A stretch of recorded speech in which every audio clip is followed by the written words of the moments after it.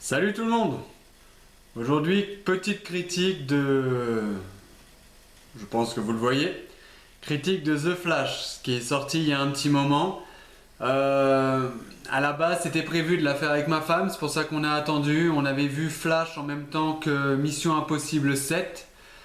On a vu les deux il y a un mois à peu près. Et ma femme a un emploi du temps de ministre et c'est très compliqué.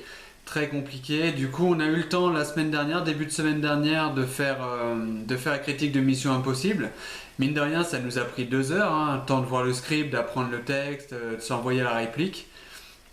Et ensuite, moi, j'ai passé 3 heures de montage derrière, dont 1 heure juste pour les 2 bandes annonces que vous voyez, parce que ce n'est pas le son officiel et je me suis un petit peu emmerdé pour le trouver. Donc là, aujourd'hui, ça sera sans madame, c'est pour le film The Flash. Alors, je vais faire une partie no spoil, une partie spoil, mine de rien. La partie no spoil, comment dire, ça va être compliqué, ça va être un raccourci parce qu'en fait tout est en lien avec ce qu'on voit dans la bande-annonce sans en parler. Barry Allen, alors donc Flash, veut retourner dans le temps pour sauver sa mère. Et par là même innocenter son père, accusé à tort d'avoir tué sa maman. Et en même temps, il veut également sauver les parents de Bruce Wayne, et joué à ce moment-là par Ben Affleck, qui lui dira « tu risquerais surtout de tout détruire ». Alors effectivement, il va remonter dans le temps, et bim bam boum, ça va être un gros bordel, parce que ça on le voit dans la bande-annonce.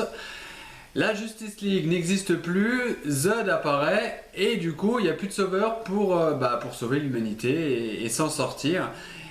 Et le tout pour mettre, vous savez, hein, dans l'histoire il l'explique, c'était à cause d'une boîte de tomates qui n'était pas chez eux que le père, au lieu d'aller dans le centre commercial, en acheter une. Donc quand il fait son premier bond dans le temps, donc Flashpoint, c'est pour mettre cette fameuse boîte de tomates dans le caddie de sa mère. Comme ça, si le père ne part pas, il change l'avenir et ses parents, sa mère serait encore vivante. C'est ce qu'il fait au tout début, mais cataclysme, tout change. Et il devra faire avec ces événements-là. Sans l'aide des super-héros, enfin, il y en aura un. Bien évidemment, je parle de Michael Keaton, qui est rien qu'à lui seul 50% de la réussite du film, parce que oui, c'est un échec commercial. Oui, on peut pas parler d'un succès de film, mais rien qu'il soit là, j'ai pas passé un mauvais moment. Donc, bien évidemment, je parlerai des visuels, le visuel genre de... On a vu mieux sur de la fin PS2 avec les Final Fantasy. On a vu mieux que certains plans de 2023 de ce film. C'est bien évidemment, c'est une honte. C'est une honte. Je vais vous mettre quelques plans d'Injustice. Je ne vais pas tricher. Je vais mettre le 1, pas le 2. Et le 1, il date d'il y a 10 ans. Et certains plans sont... Et c'est un jeu vidéo, hein. Je veux dire, un film a plus de budget qu'une série, et une série aura toujours plus de budget qu'un jeu vidéo. Et malgré tout, le jeu vidéo a des plans séquences plus jolis que certains de ce film. Donc si on s'arrête visuellement, c'est l'échec total.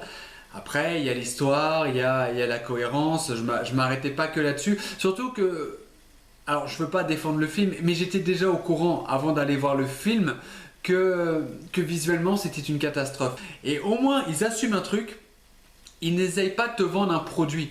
Genre, ils trichent pas avec toi. C'est pas je te vends une chocolatine pour le goûter. Non, non, non, non. T'as le pain Rassic, tu sais que si tu le croques, tu te pètes les dents, t'as faim, donc tu le croques et tu te pètes finalement les dents. Mais au moins ils t'ont vendu le pain, pas la chocolatine. Donc ils ne trichent pas avec toi. Après, est-ce que c'est dégueulasse? Mais oui, visuellement, c'est une horreur. C'est une horreur à t'en faire sourire à des moments. Donc pour la partie no spoil, qu'est-ce que je pourrais dire de plus? Oui, il va y avoir aussi le fait de sauver alors un kryptonien, ils annoncent un kryptonien, alors que dans la bande-annonce on voit que c'est Kara, kryptonienne de, voilà, de la cousine de Kal-El, donc de Superman. On le voit, pourquoi ce mystère qui n'en est pas un. On voit aussi comment il s'appelle? Ah, Zod, c'est Michael Shannon, qui dira par la suite ne pas avoir assumé ce film et qu'il n'aimait pas du tout. Ouais, sauf que ça l'a pas empêché de le faire et d'accepter le chèque, donc c'est facile, après un échec commercial, de critiquer le film. Ah, après, je trouve que ça trop facile, surtout que son jeu d'acteur est à chier. Alors, on le voit quasiment pas, hein, c'est même pas spoilé, on le voit quasiment pas. Il a des scènes de combat contre Madame Supergirl. Donc il va rencontrer son jumeau, ça aussi je m'attendais. Ah par contre pour les jumeaux, je m'attendais vraiment à un truc gnangnan, un truc chiant, mal fait. Et fort est de constater que j'ai plutôt kiffé l'alchimie des deux gars, alors qu'en fait c'est le même. D'ailleurs, bon, un acteur qui a pas mal de procès, on lui trouve apparemment aussi un côté schizophrène. Et ce qui, alors, c'est pas une critique, mais ce qui expliquerait presque certaines scènes où un des deux jeux d'acteurs est nul à chier pendant que l'autre il l'assure. Euh, il- un schizophrène, faut savoir que c'est voilà, c'est pas, c'est une maladie grave et tu ne contrôles pas cette personnalité. Et bah, je crois que dans le film, si c'est vrai, s'il ne raconte pas des conneries sur sa santé, bah ça lui sert dans le film parce qu'il est un peu instable au niveau du jeu d'acteur, c'est pas toujours régulier, c'est pas le seul, c'est pas le seul. J'en parlerai plus partie spoil.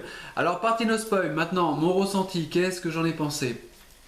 Euh, un film qui s'assume, un film qui veut te faire passer un bon moment, qui visuellement te dit que bah, visuellement tu voilà c'est mieux d'être Gilbert Montagnier, hein, c'est littéralement c'est horrible. Mais il y a beaucoup d'humour, il y en a pas mal qui prennent, il y en a pas mal qui bon t'en as d'autres. Ils font à l'image de Marvel, c'est que trop d'autodérision, trop de blagues, tue la blague et des fois ça passe pas du tout, des fois ils insistent, c'est lourdingue. Mais dans l'ensemble ça passe, j'ai passé un bon moment en tant que série B assumée. Voilà. Après ce n'est pas un bon film, on doit être honnête là-dessus. Donc si je peux dire un dernier truc qu'on voit dans la partie enfin dans la partie no spoil qu'on voit dans la bande-annonce, c'est sa manière de courir. De profil, ça passe, même si tu vois que le bras est un petit peu long quand il court. De face, c'est d'un ridicule. C'est d'un ridicule au point que j'ai voulu faire une blague. Mais vraiment, j'ai voulu faire une blague. Mais ça n'a pas été possible. Il m'aurait fallu un petit casting, il aurait fallu des figurants. De genre de lycéens qui demandent à Barry ouais viens Barry montre-nous comment tu fais le dab, donc vous savez la posture de bim.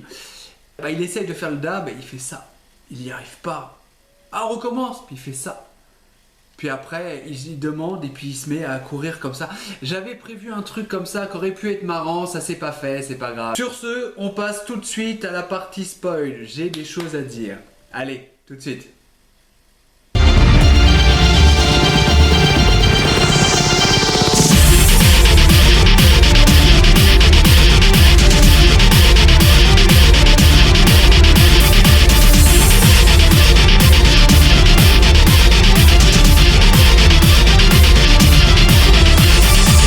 Alors, partie spoil. Si vous êtes là, j'estime que vous vous en foutez d'être spoilé ou que vous avez déjà vu le film, c'est possible.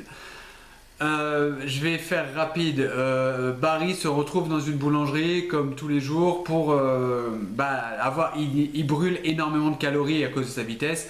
Et là, il n'y a pas la serveuse habituellement très compétente qui va vite avec son sandwich. C'est un mec qui prend tout son temps. Donc Barry, entre-temps, est appelé par Alfred pour intervenir sur un événement, un immeuble qui s'effondre. Et il dit Batman ne peut pas intervenir. Il est déjà sur une course-poursuite. Batman n'aurait rien pu faire contre un immeuble qui tombe de toute façon. D'ailleurs, un Batman en course-poursuite qui dure trop longtemps. En plus, avec une cape, visuellement, elle est dégueulasse. En tout visuel, elle fait ça tout le temps. Il est à l'arrêt, il est en virage, il est en pleine course. Ça fait ça tout le temps. C'est la même. Ils se sont pas fait chier, ils ont gardé la même image. Bref, donc il doit intervenir, il a pas son sandwich, on voit que ses batteries sont un peu à plat, il va partir, et là comme dans les comics, ce qui est sympa, c'est que t'as les gens qui l'appellent, qui l'aiment bien, oh je peux prendre une photo, est-ce que je peux avoir une dédicace ou quoi, et il aime, lui qui trouve le monde et les gens lents, j'aime bien ce côté-là des comics où il prend le temps de faire plaisir aux gens avant de s'éclipser, alors que dans sa tête il est déjà plus là quoi. Il part. Premier effet visuel dégueulasse. Alors, pas le départ, mais tu as l'impression que sur la route est en relief bizarre PS2 avec un point rouge, mais vraiment dégueu. Et l'immeuble qui tombe, il y a des bébés dans une couveuse, qui vont, 2-3 bébés qui, comme l'immeuble se penche, les bébés tombent sur une baie vitrée immense. D'une épaisseur normalement monstrueuse, et non, là t'as 2-3 couveuses, suffit à briser le truc. Un effet visuel déjà de la vitre, ça m'a fait rappeler le début de saison 2 de Smallville quand Clark affronte son père adoptif Kent, qui casse la vitre. Elle était dégueulasse. Ah bah là on a le même. Après il essaye de sauver des bébés en plastique, appelons un chat, c'est des bébés en plastique. Et c'est ridicule, il fait des mouvements. Alors il y a un brin comique là-dedans, dans les mouvements qu'il essaye d'éviter à chaque bébé de se blesser et tout. Ça c'est bien trouvé. Il sauve un chien, alors pourquoi? Le chien après, il sert à rien, mais alors peut-être qu'il y avait une rêve que j'ai pas, je sais pas. Donc une fois qu'il a fini ça, il a la fameuse discussion avec Batman.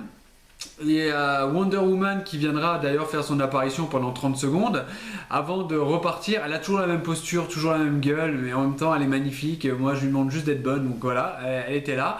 Elle s'envole, ce qu'elle a oublié de faire dans le film 84, qui était pas, en fait ça l'arrangeait pas au niveau du scénario. Ah bah là elle a appris à s'envoler vers l'infini et l'au-delà, donc elle se barre. Ils ont la discussion donc avec Bruce, et Flash va pas l'écouter, il va quand même remonter le temps pour cette fameuse conserve de tomates dans le panier de la maman. Il rencontre son double, très bien fait, l'alchimie fonctionne, mais là il doit absolument empêcher le double d'aller dans le labo pour choper ses pouvoirs. Et le double, ça tombe bien, il a un rencard. Voilà, donc à la base tout se passe bien, mais il doit passer par le labo. Donc ils y vont tous les deux, et au moment du danger de l'éclair, il s'interpose pour pas que le double devienne Flash, mais l'éclair traverse les corps de part en part, et ça fait un transfert d'énergie. Donc le vrai Barry, enfin celui de notre monde, c'est pareil, dire Barry de notre monde est compliqué parce que c'est faussement vrai du fait qu'il remonte le temps. Enfin bref, vous avez compris, le Barry qu'on connaît, le Barry de Ben Affleck, n'a plus de pouvoir. Et à ce moment-là, je trouve que c'est là où il évolue en termes d'adulte. Il voit à travers lui-même le gamin surexcité qu'il était. En fait, il apprend de ses erreurs par le biais de son sosie. Et suite à quoi, ils vont voir ses potes. Pourquoi j'en parle? La ref avec Retour vers le futur. Apparemment, c'était le délire du Réa. On monte le temps, Retour vers le futur, McFly. Donc McFly, là, c'est pas le même acteur. Dans leur monde à eux, c'est Eric Tolls, je crois. C'est pas le nôtre. C'est pas Michael J. Fox, donc et ça dure pendant des plombs. Mais non, lui, il a joué là. Mais non, tu te trompes parce que lui, il a joué dans ce film-là. Ça dure 5 minutes, t'as pas la ref, c'est pas grave, mais il fallait que ça file. Ils font durer le truc, putain, mais vraiment, vos gueules. Je veux dire, j'avais envie de les baffer. Pourtant, le film visuellement m'agressait depuis le début, et c'est à ce moment-là que j'avais envie de le baffer. Donc inutile. Du coup là ils vont au manoir pour voir le petit Batounet. Et qui va, c'est pareil, je vais pas expliquer la scène, Batou en fait, il n'y a plus Alfred, du coup il est dans la cuisine avec les cheveux longs, on dirait un clochard, et il va s'en suivre un combat suivi d'une explication, enfin d'un réflexe de... On voit que Batman était déjà Batman avant, quoi, c'est pas juste un vieux débris. Donc, mais s'ensuit discussion interminable et il va enfin vouloir les aider, reprendre le costume avec la fameuse... Yeah. I'm Batman. Donc c'était cool, hein, j'ai bien aimé, j'ai eu ma ref. La Batmobile d'ailleurs, on va voir la Batmobile dans sa Batcave, il va pas l'utiliser, mais elle est là, on l'a vu, donc on est content. Bien sûr, pourquoi j'aimais bien ce film aussi, parce que pour moi c'est le meilleur Batman de tous les temps. Mon préféré c'est celui de 91, ça aurait pu être 89, mon année de naissance. Non, Batman le défi reste pour moi, avec côté de Michel Pfeiffer, Catwoman, reste mon préféré. Mais quoi qu'il arrive, il y a plein de signaux, ouais, il y a du fan service en tout genre, et il te flatte. Et tu devrais pas aimer ce film, mais tu le kiffes parce que t'apprécies les scènes, tu ressens les choses et c'est très très bien. Donc ils vont libérer la Kryptonienne, hein, ils disent encore Kryptonien à ce moment-là, mais on le savait que c'était la nana. Ils vont dans ce complexe pour la libérer, d'ailleurs un complexe, ils y rentrent en 2-2. Batman en version bourrin, Michael Keaton, j'adore. Et d'ailleurs à partir de ce moment-là, on capte tout de suite que Batman sera bien plus travaillé que The Flash. Je dis The Flash parce que c'est le film alors que c'est Flash, il s'appelle Flash, connard. Mais ouais, Batman est mieux travaillé et le plus triste c'est elle, j'ai oublié son nom.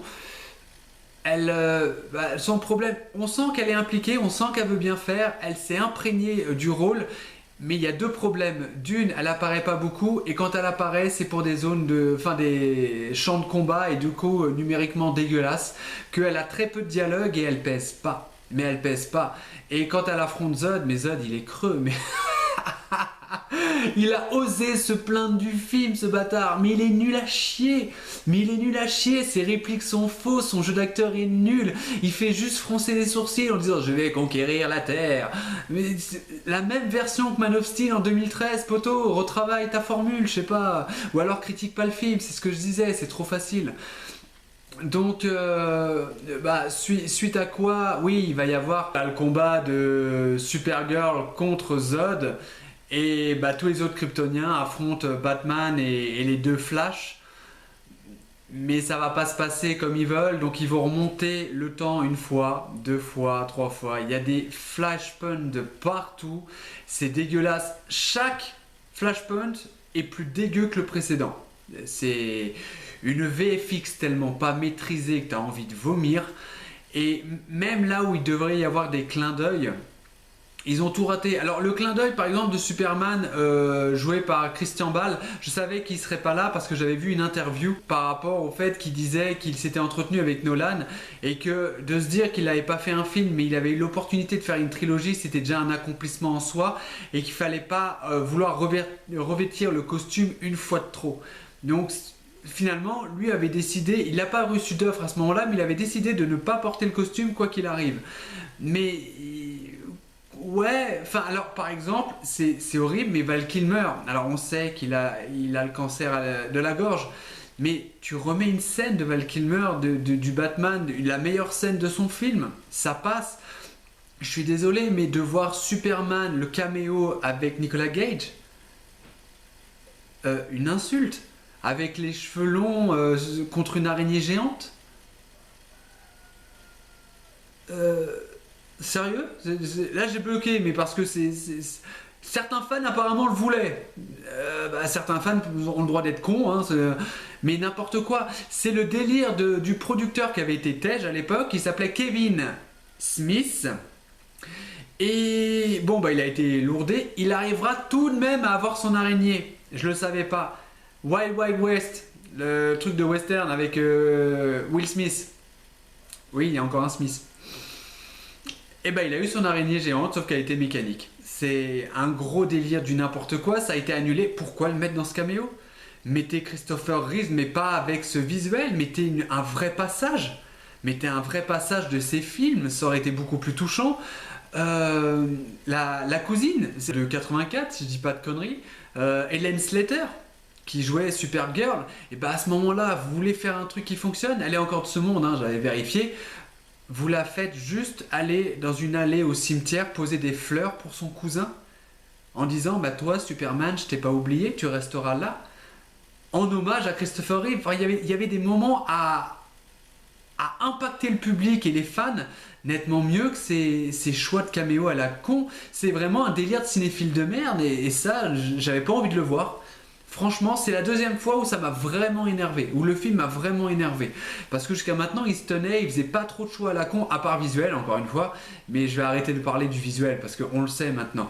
Mais là, il y avait des moments où tu pouvais marquer le coup, ils ont tout raté. À la rigueur, même Tom Welling de Smallville, je voulais le voir, moi. C'est voilà. Donc comme je disais, le combat continue. Supergirl décède face à Zod. Batman aussi face aux Kryptoniens. Donc il remonte le temps. Donc il y a plein de flashpoints. C'est pour ça que j'ai parlé des caméos. Mais au-delà des caméos, l'histoire continue. Et à chaque fois qu'ils remontent le temps, ils préviennent une mort imminente de ces deux héros qui arrivent à s'en sortir, mais qui meurent le coup d'après. Mais un des deux, Flash, donc le plus immature, hein, celui qui reçoit les pouvoirs en dernier, ne veut pas perdre ses coéquipiers quoi qu'il arrive, et il va devenir ce qui ressemble être, par rapport aux comics en tout cas, c'est ce qui ressemble le plus à Mega Flash, qui est corrompu de l'intérieur d'une noirceur parce que bah il pète un câble de pouvoir sauver personne et il veut pas lâcher l'affaire et finalement il est rempli de haine. Et bah pour ce faire, Flash arrivant pas à raisonner le jeune, hein, parce que s'il raisonne le jeune, le Méga Flash n'existe pas. N'arrivant pas à raisonner le jeune, quand Méga Flash l'attaque, et bah il prend le jeune et il le sacrifie pour déjà pas mourir. Et en même temps, d'un visuel de ouf, il tue Méga Flash. Voilà. À partir de là, il refait un énième bond dans le temps pour revenir. Et avant de revenir chez lui, il récupère un moment émotionnellement très fort que j'ai vraiment apprécié. Il récupère cette boîte de conserve de tomates du panier pour le remettre dans le rayon. Et à ce moment-là, il voit avec sa mère, il parle avec sa mère et sa mère le reconnaît. Il y a les liens du sang, tout simplement. Et c'est émouvant, elle a l'impression de le connaître, il va verser une larme et il sait qu'au moment où il posait cette boîte de conserve, il acceptait la cause de l'avoir perdu pour de bon, définitivement. Mais posant cette boîte-là, il arrivera quand même à faire une petite modif dans le présent, c'est-à-dire que là où dans la première VHS au tribunal on voyait pas son père lever la tête, dans la VHS qui revoit une énième fois, alors qu'en général en vrai c'est pas le cas, on verra le père qui, gêné par la visière de sa casquette, là lèvera la tête et du coup ça sera innocenté. Ils pourront enfin le disculper, donc il y avait une très bonne idée là-dedans. Donc tout n'était pas perdu finalement. Et après, tu as Ben Affleck qui l'appelle et qui lui dit qu'il arrive. Non, parce que c'est la voix de Ben Affleck. Tu vois les yep, tu le vois sortir, et c'est George Clooney. En mon sens, le pire film de Batman qu'ils aient fait, et le pire acteur. Et lui aussi, il a craché sur le film quand ça n'avait pas réussi, en disant qu'il voulait pas le faire. C'est le genre de trou du cul qui, t'as pas refusé le chèque, mon pote, donc c'est facile de critiquer le film qui a le moins réussi des quatre, mais t'es un peu fautif. T'es clairement fautif. D'ailleurs, en plus, son menton est tellement reconnaissable par mille qu'ils avaient déjà mal choisi l'acteur à la base. Bref, voilà, ça sert à rien. Et pour finir avec les choses qui ne servent à rien, le spin-off. Vous l'avez oublié, avec Aquaman qui patauge dans une flaque d'eau, qui essaye de nager, complètement bourré. Alors au début, on peut croire à une blague parce qu'on le voit pas, donc on peut croire à un clochard qui ressemble à Aquaman. Non, c'est bien... C'est gênant, c'est trop longuet. Il envoie Barry en plus aller acheter de l'alcool, voilà, un petit Sky. Et tout ça pour lancer Aquaman 2. Mais rien qu'à cause du spin-off, j'ai pas envie d'aller voir le film. C'est à quel moment il se dit tiens là on va réaliser ça dans la boue, il y a des gens qui me filment, allez action, avec plein de gens qui disent maintenant tu patauges dans le truc. À quel moment tu t'abaisses à ce niveau là, putain, c'est ridicule. Il n'y a pas eu beaucoup de moments comme ça de what the fuck, mais arrêtez, vous faites pitié. Il y en a eu 2-3, pour ça je peux pas lui mettre une note parfaite, même s'il y avait eu un très beau visuel. Ils ont pas fait beaucoup d'erreurs, mais sur la fin, ouais, ça sentait juste le dernier délire. Au moins on a sorti le film, on s'est fait plaisir, et c'est dommage. C'est dommage qu'ils aient pas cru en leur force jusqu'au bout. Même si le Réa croit qu'il a fait tous les bons choix, hein. Il s'est jamais remis en question, même pour les effets. Apparemment c'était volontaire, le côté visuel un peu gâché, parce qu'il passait d'un monde à l'autre, c'était pas parfait, c'était une déformation de la timeline. Donc il l'a expliqué comme ça, que visuellement c'était normal, que c'était voulu et que les gens n'avaient pas tout compris, que Tom Cruise avait apprécié ce style-là. Enfin, il a voulu se défendre comme il voulait, le pauvre, mais non, c'était un échec. Je lui mets la note de 11. Je lui mets la note de 11 sur 20 parce que bah, même si c'est un échec, même si visuellement c'est raté, j'ai pas passé un mauvais moment. J'ai pas passé un mauvais moment, j'ai rigolé, j'ai été en détente. Ça reste un film raté que je ne reverrai absolument pas, bien évidemment. Ou à part si c'est que des séquences de Batman. Voilà, si je reprends toutes les séquences de Batman, oui, je serais prêt à faire le kiff. Mais sinon, non. Donc, c'est un 11 sur 20. Dites-moi vos ressentis, des commentaires. Voilà, s'il vous plaît, mettez-moi des commentaires. Comme ça, on pourra communiquer autre que le fait que je parle à une caméra. Ça me fera plaisir. En tout cas, je continuerai à faire du contenu pour vous. Continuez à me suivre sur cette chaîne. Et à très vite. Ciao, ciao.